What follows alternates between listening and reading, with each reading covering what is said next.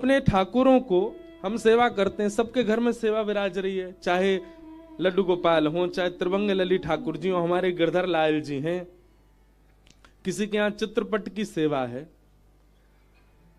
आप अपने ठाकुर को यदि आकृति मानते हो, आप अपने ठाकुर को यदि धातु मानते हो, आप अपने ठाकुर को यदि जड़ तत्व मानते हो, आपको आनंद कभी अनुभव नहीं होगा। सत परमात्मा को चैतन्य मानो, वे साक्षात चैतन्य हैं। वे हमारी तरह खामे, वे हमारी तरह बैठे, वे हमारी तरह चले। महाराज जी अभी बैठे थे सुदामा कुटी वाले, वे कह रहे थे, चर्चा सुना रहे थे, उसी भक्तमाल में कथा आती है धन्ना जाट की। धन्ना जी महाराज, धन्ना जाट जी के यहां क्या हुआ, धन्ना के साथ कैसी लीला हुई। एक संत सेवा करते थे शालिग्राम भगवान की, और धन्ना जी बैठ करके देखते थे। उनके मन में आयो कि मैं भी सेवा करूं। अच्छा एक बात और, अगर मेरे मुंह बार बार ब्रजभाषा निकले तो क्षमा करियो, ये हमारी मातृभूमि है, यहाँ तो ब्रजभाषा में ही कथा होएगी। तो जिनको समझ आए अच्छी बात, नहीं समझ आए फिर भी मूड हिलाते रहिए। तो चैतन्य पर चर्चा कर रहे हैं।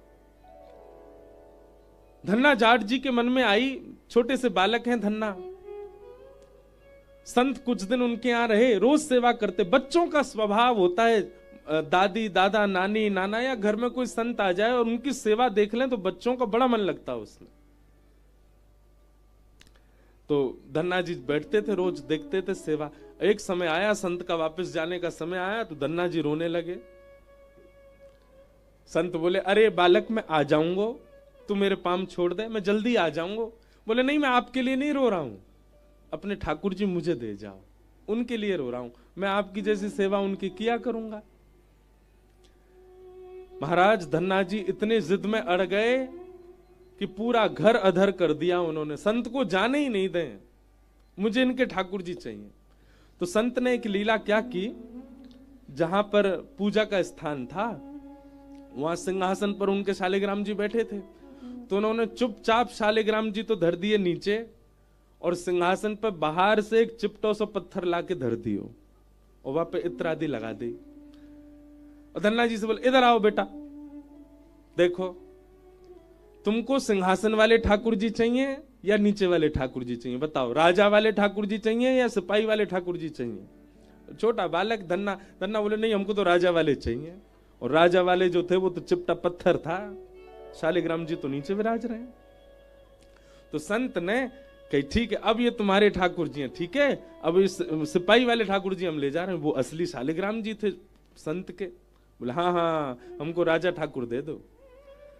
शालिग्राम जी लेकर के चले गए, और वो सामान्य पत्थर गली का ऊपर रखा। अब धन्ना जी उनको ही नहलामे, उनको ही सुलामे, उनके ही तिलक करे, मैया से लड़े, मैया मुझको रोरी दिलवाओ, चंदन दिलवाओ, ठाकुर जी को श्री लगानी। मैया कोई व्यवस्था नहीं कराए तो बेचारे बाहर से मट्टी में ही पानी मिलाए के वहां को चंदन लगा दें, कोई व्यवस्था नहीं, फिर भी सेवा करें। इत्र नहीं मिले तो सामान्य तेल ही लगा दे ठाकुर जी को। बोले ठाकुर जी अभी मैं गरीब हूं, मुंह पे व्यवस्था नहीं है, आप ऐसी सेवा स्वीकार करो। और सामान्य पत्थर की सेवा कर रहे हैं। धन्ना जी रोज सेवा करते अपने ठाकुर, उत्साह उनका प्रबल। देखो एक बात समझिएगा, आपका साधन, आपकी व्यवस्था, आपकी बहुमूल्य वस्तु सेवा नहीं प्रकट करती हैं। सेवा में दो चीजें बहुत आवश्यक हैं, पहला भाव और दूसरा उत्साह। यदि भाव और उत्साह है तो व्यवस्था कैसी है ठाकुर जी को कोई चिंता नहीं। भाव और उत्साह प्रबल होना चाहिए ठाकुर जी के प्रति, और धन्ना जी का वो प्रबल है, भाव भी प्रबल है और उत्साह, उत्कंठा, आलस्य नहीं करते सेवा में। अपने ठाकुर जी को ऐसी मट्टी घिस के वहां में जल लगा के चंदन भी लगा देते, ठाकुर जी चंदन लग गए हो, तेल लगा के बोलते इत्र लग गए हो। बोले भोग कैसे लगाऊं, मैया से लड़ते, बोले पहली थाली ठाकुर जी की निकालो, ठाकुर जी का भोग लगेगा। ठाकुर जी के आगे भोग धर देते, पर्दा लेके ऐसे ही खड़े हो जाते, ठाकुर जी भोग लगा लो। और थोड़ी देर पकड़ के खड़े रहते, फिर वहां के बाद ऐसे पर्दा नीचे करके देखते ठाकुर जी खा रहे हैं कि नहीं। अरे आप तो पाई ना रहे, जल्दी पा लो ठाकुर जी, अच्छा एक देर और पा लो। ठाकुर जी ने नहीं पाया। धन्ना जी बड़े व्याकुल हो गए, ठाकुर जी आप पा क्यों नहीं रहे हो? दाल में कछु कमी है, रोटी बढ़िया ना बनी, इस सामग्री में कोई कमी छूट गई है ठाकुर जी जो आप पा नहीं रहे हो? ठाकुर जी ने जब नहीं पायो तो धन्ना जी बोले, अच्छा धनवानन के यहां पाओ आप, हम निर्धन है, हमारे नहीं पा रहे हो।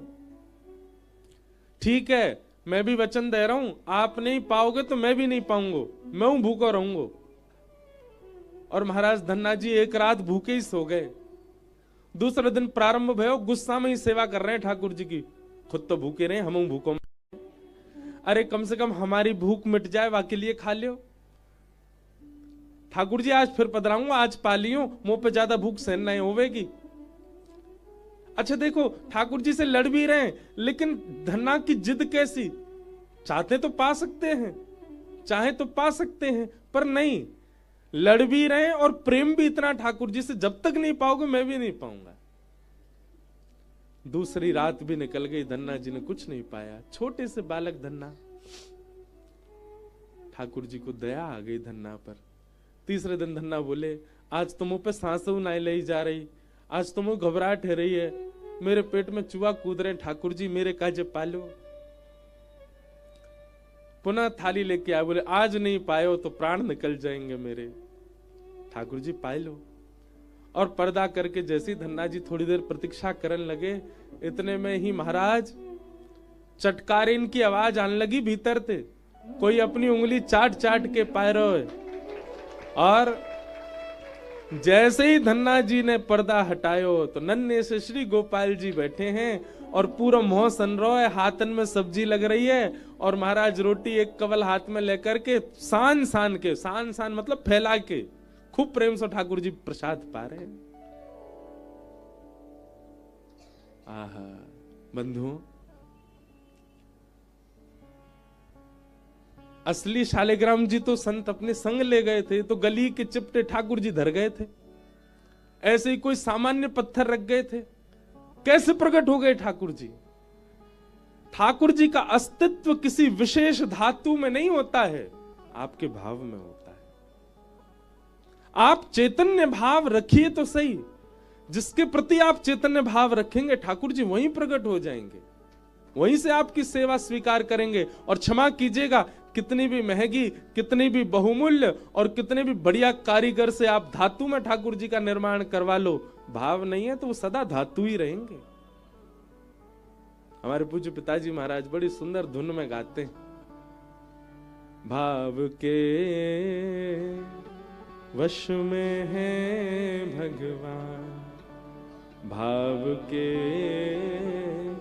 वश में है भगवान, भाव नहीं तो हर मंदिर में, भाव नहीं तो हर मंदिर में, दीखत बस पाषाण, भाव होए तो जित देखूं तित, प्रगट होए घनश्याम,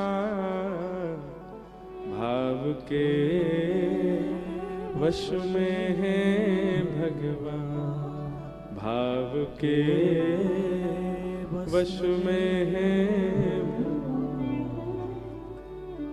ठाकुर जी प्रकट हो गए धन्ना के लिए और प्रेम से पान लगे। कुछ दिन बाद धन्ना जी बड़े हो गए, ठाकुर जी को अपने गोजा बोलते हैं जेब को, जेब में धर के ले जाते गैया चरावे के लिए, और घर से गांव से थोड़ी दूर जाते ठाकुर जी प्रत्यक्ष प्रकट हो जाते और धन्ना के गले में गलवैया डाल करके गैया चराने जाते थे। ऐसी धन्ना की भक्ति। कुछ साल बाद उन संत का वापस आगमन हुआ धन्ना जी के यहां। धन्ना जी के यहां आगमन हुआ। धन्ना जी के पिताजी ने कही, ए धन्ना आज गैया चरावे मत जाइयो, आज गैयाओं को यहीं चरा ले। बोले काहे को? आज गुरुजी आ रहे हैं, बचपन में आए थे याद है, जाने तो ठाकुर जी दिए। ओहो मेरे गुरुजी आ रहे हैं। नहीं ठाकुर जी गैया चरा लाएंगे, मैं घर पर रहूंगा। घर वाले बोले जन कहा बात बना रहा है, ठाकुर जी गैया चराएंगे। धन्ना जी थोड़ी दूर गए और अपनी जेब से ठाकुर जी निकाले, ठाकुर जी प्रकट है गए। ठाकुर जी आज गैया आप ही चराया हो, मेरे गुरु जी आ रहे हैं, मैं उनकी सेवा करूंगा। ठाकुर जी गैया चराने चले गए, धन्ना अपने घर चलोगो। और यहां गुरु जी आए, पैर धोए, माला पहनाई, दक्षिणा रखी, चंदन लगायो। अरे वाह लाला तू तो बड़ा है गयो धन्ना। अरे गुरु जी सब आपकी कृपा। और सेवा पूजा चल रही है कि नहीं?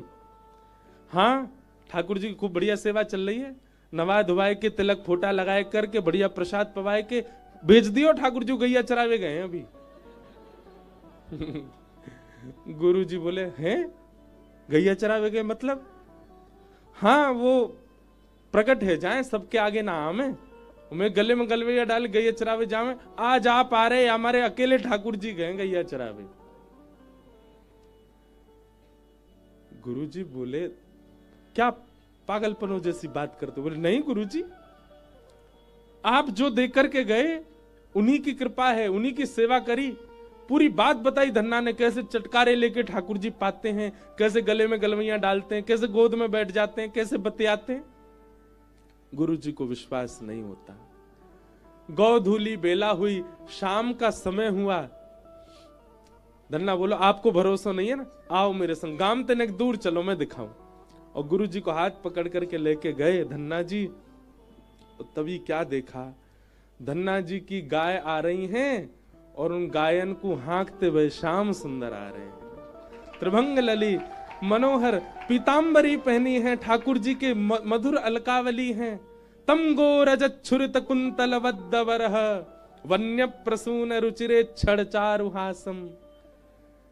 गैयाओं की रज उड़ उड़ करके श्री अंग पर लग रही है ठाकुर जी के। ऐसी छवि का दर्शन करके गुरु जी तो वहीं मूर्छित हो गए। होश में जब आए, धन्ना को हृदय से लगा लिया और हृदय से लगा करके बोले धन्ना, जीवन पर्यंत सांचे शालिग्राम भगवान की सेवा करी पर कभी प्रकट नहीं भाई। मैं तो को गली को एक सामान्य चिपटा पत्थर दे गए, तेने वहां से ठाकुर जी प्रकट कर दिए। धन्य है तेरी भक्ति। इसी भाव से ही भागवत जी का महात्म का प्रारंभ है कि परमात्मा सत्य है, पर उनके प्रति आप जड़ बुद्धि मत रखो, उनके प्रति आप चैतन्य बुद्धि रखो, उनके प्रति आप चैतन्य भाव रखो। आप उनको पाषाण मत मानो, सत परमात्मा को चैतन्य मानोगे तो यही सत्य चैतन्य बन करके आनंद प्रदान करेगा। सच्चिदानंद रूपाय। अनेक अर्थ हैं इस भाव के, पर एक अर्थ ऐसा भी, विश्वोत्पत्त्यादि हेतवे, विश्व की उत्पत्ति, पालन और संहार का जिनका कर्म है, संसार बनाते हैं, पालन करते हैं और उसका उद्धार कर देते हैं। तापत्रय विनाशाय, जीव मात्र के समस्त ताप यानी कि कष्टों को जो नाश कर देते हैं, ऐसे श्री कृष्णाय वयम नमः। तापत्रय विनाशाय पे थोड़ा प्रकाश डालूं। एक बात बहुत ध्यान से सुनिएगा बंधुओं, मेरी शरण में आने वाले के समस्त तापों को मैं नाश कर देता हूं। ठाकुर जी अगर ये बात कह रहे हैं तो हम व्यास हैं, कल हापुड़ कथा विराज विश्राम करके आए, आज यहां प्रारंभ कर रहे हैं। 5 तारीख को यहां विश्राम करेंगे, 6 से ऋषिकेश में प्रारंभ करेंगे। हम तो इतनी लीला गा रहे हैं ठाकुर जी की, तो मुझे तो जुकाम होना ही नहीं चाहिए था। तापत्रय विनाशाय, सब प्रकार के ताप दूर करने वाले हैं ठाकुर जी। तो हमारे जीवन में कभी मानसिक रोग, कभी शारीरिक रोग, कभी व्यवहारिक रोग मुझ जैसे को भी स्पर्श नहीं करे। भले हम भक्त नहीं, पर कथा तो गाते हैं ठाकुर जी की। इसका मतलब क्या है? आपके प्रारब्ध में जो जीवन में आना है वो तो आएगा, उसको आप दूर नहीं कर सकते। लेकिन श्री ठाकुर जी की शरणागति से उस आने वाले कष्ट का प्रभाव आपको अनुभव नहीं होता, आपको पता नहीं चलता। समझ रहे हैं ना बात को? मानसिक पीड़ा आ सकती है, शारीरिक कष्ट आ सकता है, व्यवहारिक संसारिक कष्ट जीवन में आ सकता है, पर ठाकुर जी की शरणागति जो ले लेता है उसको फिर कष्टों का अनुभव नहीं होता,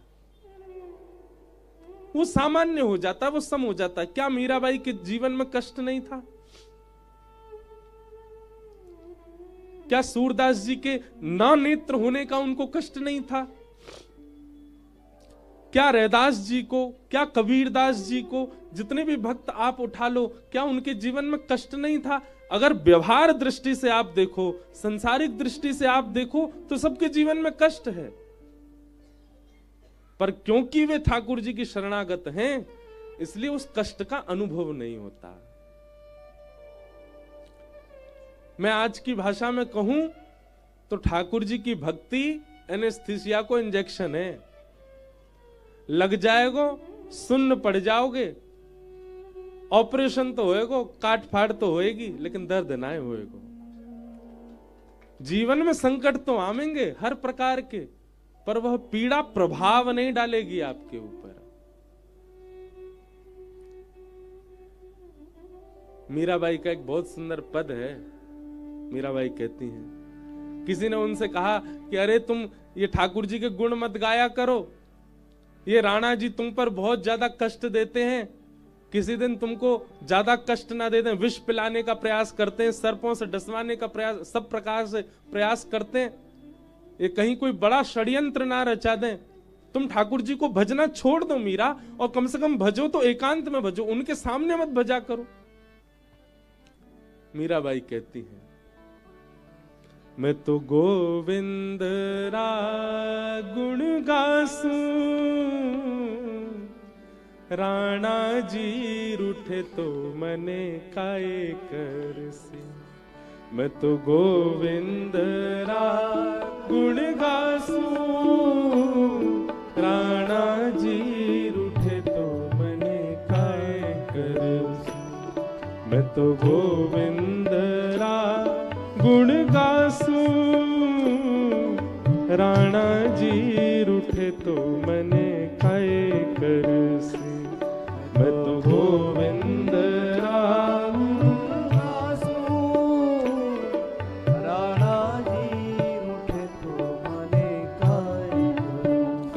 ओ मैं तो गोविंद रा गुण गासूं, राणा जी रूठे तो मने काए करसी।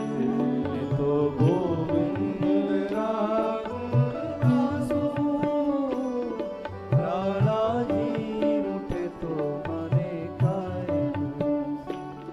हे चरणामृत रो नेम हमारो, चरणामृत रो नेम हमारो, चरणामृत रो नेम हमारो, चरणामृत रो नेम हमारो। भैया या ब्रजवासी बालक पर ने दया कर दो, गले की ने सब लोग गाओगे तो मुझको सुख मिलेगा।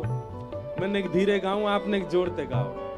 चरणामृत रो नेम हमारो, चरणामृत को नेम हमारो, चरणामृत रो नेम हमारो, चरणामृत रो नेम हमारो। मैं तो नित उठ दर्शन जासूं, राणा जी रूठे तो मने काए करसी। मैं तो नित उठ दर्शन जासूं, राणा जी रूठे तो मने काए। ओ मैं तो गोविंद